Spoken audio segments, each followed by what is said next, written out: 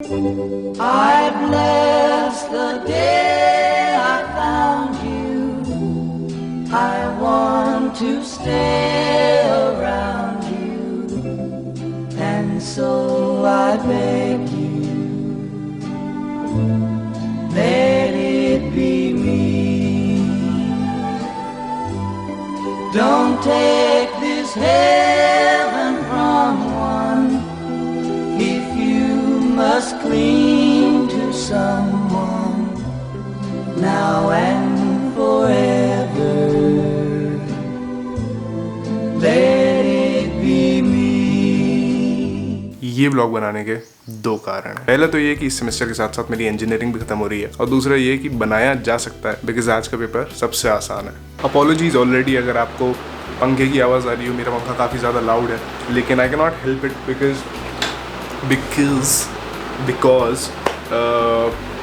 गर्मी बहुत हो रही है, मई का महीना चल रहा है और आज मेरा एग्ज़ाम है, तो I can not, I mean making a video is not my priority today. हाँ मैं आ रहा हूँ, एक मिनट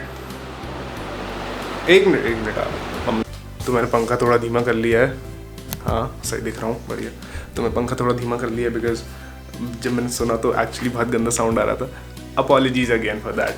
खैर, आज जो मेरा एग्जाम है, इट्स कॉल्ड, उस सब्जेक्ट का नाम है व्हीकल बॉडी इंजीनियरिंग। एंड ये जो मैडम ने हमको पढ़ाया है सब्जेक्ट, एक्चुअली उन्होंने पढ़ाया नहीं है, लेकिन जिन मैडम का ये सब्जेक्ट था उन्होंने लाइक हमको 6 सेमेस्टर तो पढ़ाया, पर पूरे 6 सेमेस्टर में जब उनका जो सब्जेक्ट था, मैंने कभी उनके लैब एक्सपेरिमेंट की जो फाइल होती है ना, वो कभी कंप्लीट नहीं करी। मैंने कभी असाइनमेंट सबमिट नहीं करे। मतलब for some reason with this particular teacher I never submitted anything at all, and I used to always get away with it. But this semester she was pregnant and she did not take any classes, and I made this file. It also has my sticker on it. अभी सुबह चिपकाया है। तो मैंने पहली बार उनके subject में इतना सुंदर खूबसूरत काम किया है। But sadly she wouldn't be, I mean she would be there to see it, but I wouldn't be there to show her. खैर, मैं आपको बताता हूँ मैं लेके क्या जा रहा हूँ। This is an engineering calculator. ये मैंने फर्स्ट सेमेस्टर में पता नहीं किसी सीनियर से लिया था, एंड आई थिंक मैंने लिया और उनने मुझसे वापस मांगना भूल गया और मैं वापस करना भूल गया, तो ये तब से मेरे पास ही है। And this is a very old calculator, बस इस पर भी मैंने अपना स्टिकर लगा दिया। हमारे इस सेमेस्टर में एक भी कैलकुलेशन इन्वॉल्विंग सब्जेक्ट नहीं है, पर मेरे दोस्त प्रखर के पास है ऐसा सब्जेक्ट, तो मैंने उसको देने के लिए रख लिया है इसको। रास्ते में हम मोटो ब्लॉगिंग करेंगे बिकॉज मेरे को लगता है कि मेरे रिवीजन में ये चीज़ काफ़ी हेल्पफुल होगी। पेन मैं यूज़ करूँगा ट्राईमैक्स। ये सब बताने वाली बातें नहीं होती, जो लोग खुद अपने व्लॉग्स में ये सब बताते हैं, मैं उनके व्लॉग्स देख के बोलता हूँ क्या फालतू बकवास कर रहे हैं, और आज मैं यही कर रहा हूँ। Life has its own whatever it has its own, मुझे नहीं पता भाई। I guess in my entire college life I have never been so on time as I am today. And of course it's my exam, so I'm supposed to be on time, and for what it's worth, I'm also quite well prepared for this exam. But you know what, this little bitch called anxiety is not letting me get away.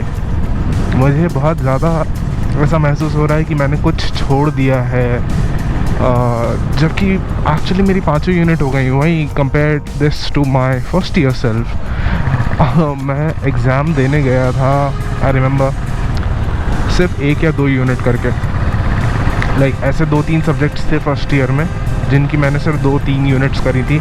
Like I used to leave a major chunk of the syllabus and would still be very confident and just give the exams. फिर मेरी back आ गई तो मेरा confidence drop हो गया।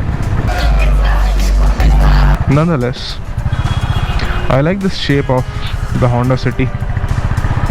For some reason it gives me the, I know अभी मुझे बहुत लोग बहुत कुछ बोलेंगे, लेकिन मुझे इसमें Lamborghini Gallardo वाली वाइब्स आती हैं, पता नहीं क्यों, लेकिन Gallardo का कॉपी लगती है। कॉपी नहीं, मतलब डिज़ाइन इंस्पायर्ड बाय गलार्डो कह सकता हूँ मैं।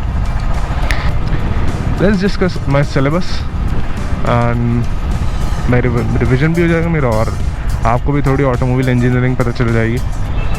तो पेंट प्रोसेसेस डिस्कस करते हैं। ये चीज़ मैंने सबसे पहले पढ़ी थी, 10 मार्क का क्वेश्चन आने वाला है ये मोस्ट सर्टनली। पेंट प्रोसेसिंग में होता क्या है, देखिए 5 स्टेप्स की प्रोसेस है। पहला होता है सरफेस को क्लीन किया जाता है। कोई भी नई गाड़ी होगी अगर उसकी शीट है तो सबसे पहले उसे क्लीन किया जाता है, गैल्वेनाइज किया जाता है ताकि उस पर रस्ट प्रूफिंग हो जाए उसकी। उसके बाद उसके ऊपर लगाया जाता है प्राइमर। सरफेस क्लीनिंग के बाद प्राइमर कोटिंग होती है। प्राइमर कोटिंग के बाद होता है बेस कोट। ये हो गई आपकी स्टेप नंबर 3, ठीक है।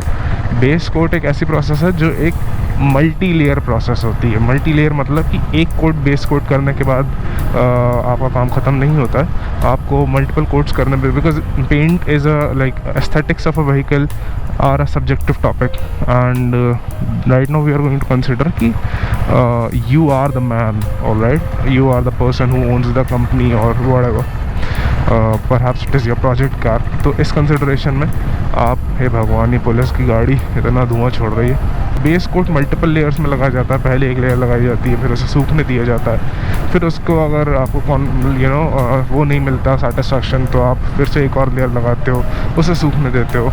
तो ऐसे मल्टीपल लेयर्स में बेस कोट अप्लाई किया जाता है। बेस कोट के ऊपर क्लियर कोट अप्लाई होता है which is an additional layer of protection and shine, perhaps, yeah, shine is not the right word, I will check it once again in my notes once I reach college।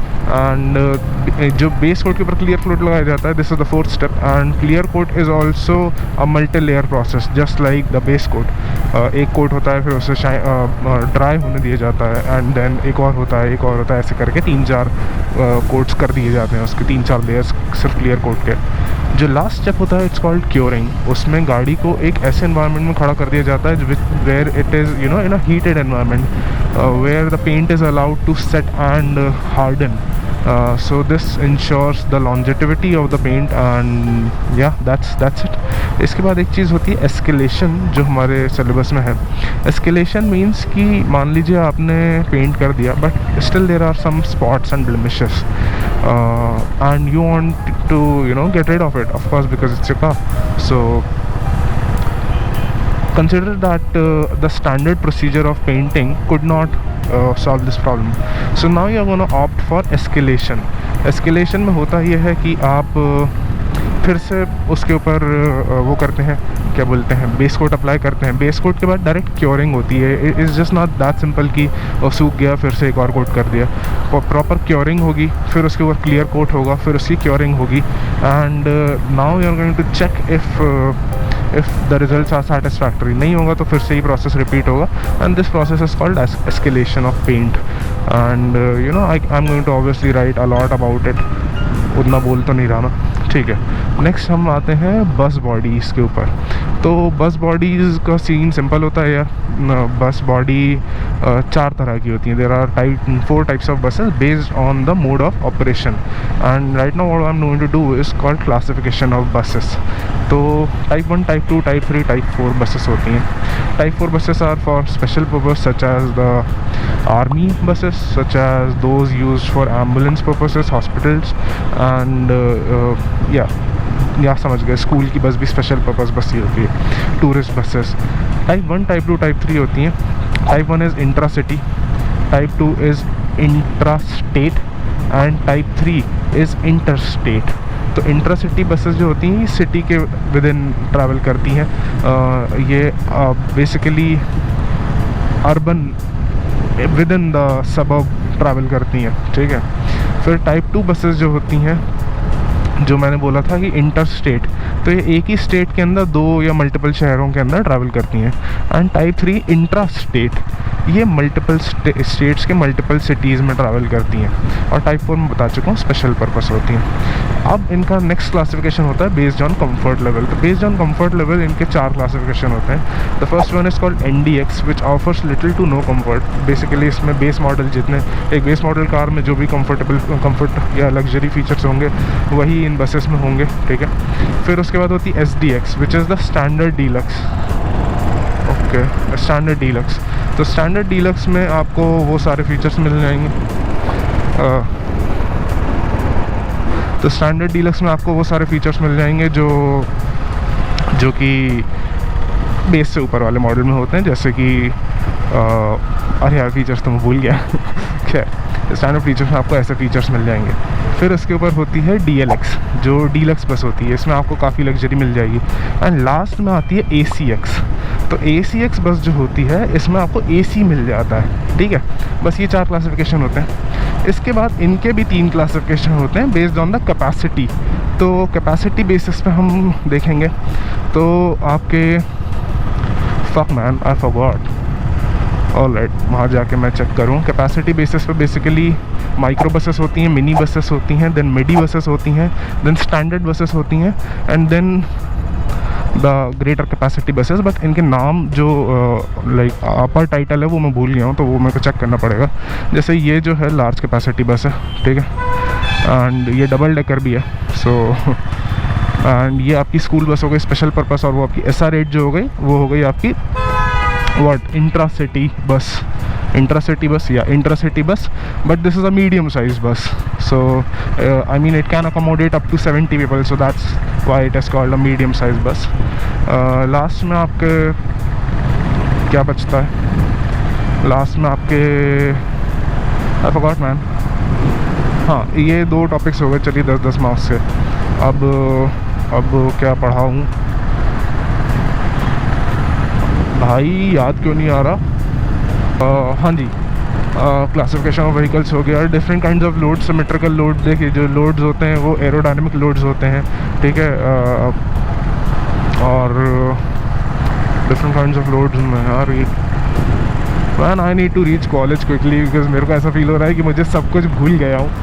And this is like this is the kind of situation I wouldn't wish on my worst enemy, और maybe I would, I don't know. Seat की बात करें तो यार देखिए, seat जो होती है उसका पर्पस होता है कि वो आपके पॉस्चरल जो पेन है उसको रिड्यूस करे, एंड जो मसल रिफ्लेक्सेस हैं उनको ऑप्टिमाइज़ करे। This is the fundamental duty of a seat, ठीक है। It has to be design keeping that in mind कि वो ये काम करे, और आपके सारे कंट्रोल्स आपके रेंज में होने चाहिए। 95th परसेंटाइल ऑफ ह्यूमन एंथ्रोपोटॉमी, बहन भाई वर्ड ही भूल गया मैं, एंथ्रो करके कोई सा एंथ्रोक्रोनोलॉजी, एंथ्रो कोई सा वर्ड है, वो भी पढ़ लेंगे अभी वहाँ जाके, अभी तो समय है। तो वो चीज़ सीट में ध्यान रखनी चाहिए,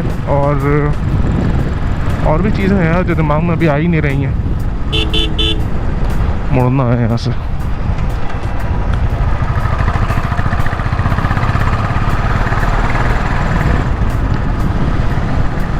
एंथ्रो व्हाट मैन। दिक्कत बस इस सब्जेक्ट के साथ ये है कि ये पूरा थ्योरेटिकल सब्जेक्ट है।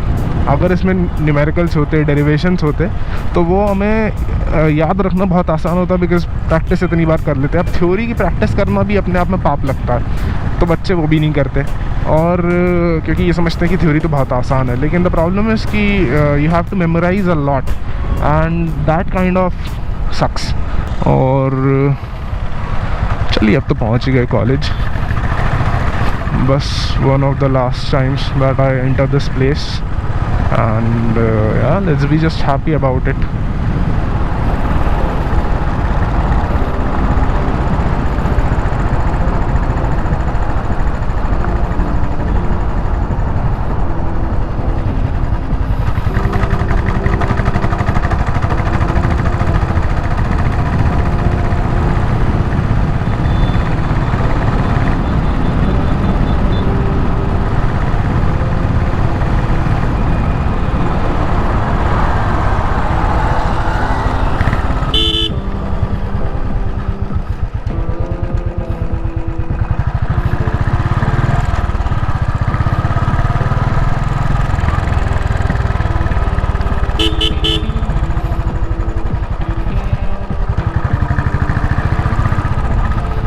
This is the girls hostel. यहाँ पे मुझे अपना हेलमेट रखना है।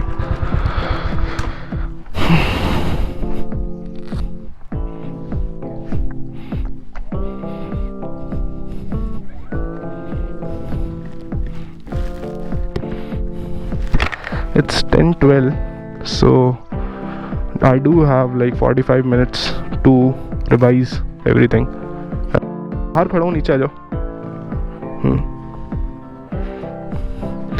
And now I'm just going to pack my helmet. The GoPro is still recording. I hope it got recorded nicely, because if it did not, it's going to suck if it did not.